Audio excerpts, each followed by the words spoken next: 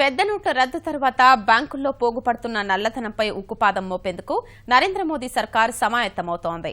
ఇప్పటికే 1,500 నోట్ల మార్పిడిని రద్దు చేసిన కేంద్రం లెక్కల్లో చూపకుండా బ్యాంకు ఖాతాల్లో జమ చేసిన డబ్బుపై భారీగా పన్నులు వసూలు చేయాలనే నిర్ణయానికి వచ్చింది.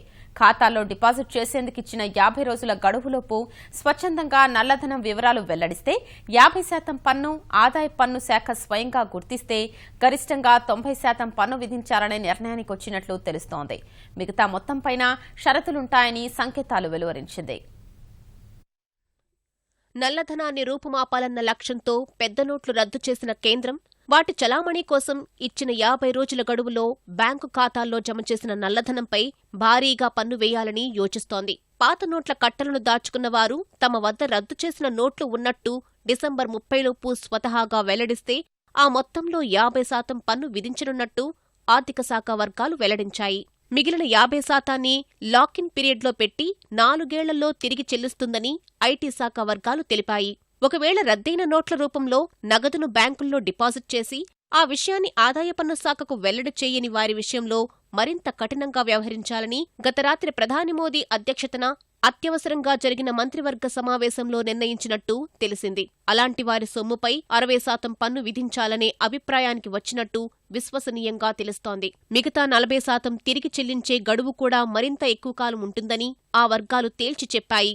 ఈ మేరకు ఐటీ చట్టంలో సవరణలను ప్రస్తుత శీతాకాల సమావేశాల్లోనే చేయాలని మంత్రివర్గ సమావేశంలో నిర్ణయించినట్టు విశ్వసనీయ వర్గాలు వెల్లడించాయి.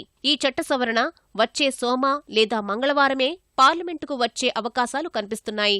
ఎవరెన్ని అడ్డంకులు సృష్టించినప్పటికీ అవినీతి, నల్లధనంపై పోరు ఆగదని ప్రధాని మోదీ పునరుద్ఘాటించారు.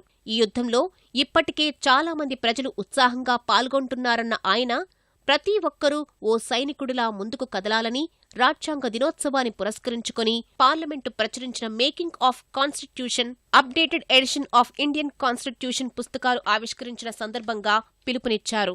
పెద్ద నోట్ల రద్దు అంశాన్ని రహస్యంగా ఉంచడంపై చేస్తున్న విమర్శలను తోసిపుచ్చిన మోదీ కేంద్ర ప్రభుత్వం సరైన సన్నద్ధత లేకుండానే నోట్ల రద్దు నిర్ణయాన్ని తీసుకుందనే విపక్షాల ఆరోపణలను ఖండించారు.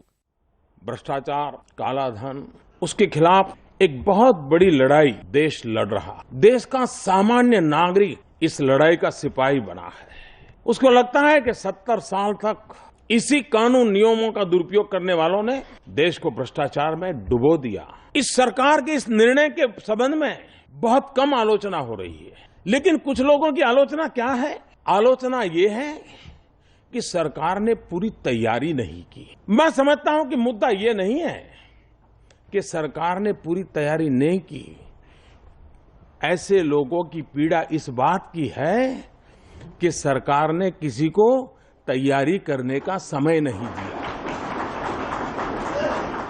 మరోవైపు బ్యాంకుల్లో పెద్ద నోట్ల మార్పిడికి సమయం ముగిసినప్పటికీ రిజర్వు బ్యాంకు కౌంటర్లలో డిసెంబర్ 30 వరకు మార్చుకోవచ్చని ఆర్బీఐ ప్రకటించింది. రద్దయిన 500, 1000 రూపాయల నోట్లను రోజుకు 2000 చొప్పున రిజర్వు బ్యాంకు కౌంటర్లలో మార్చుకోవచ్చని వెల్లడించింది.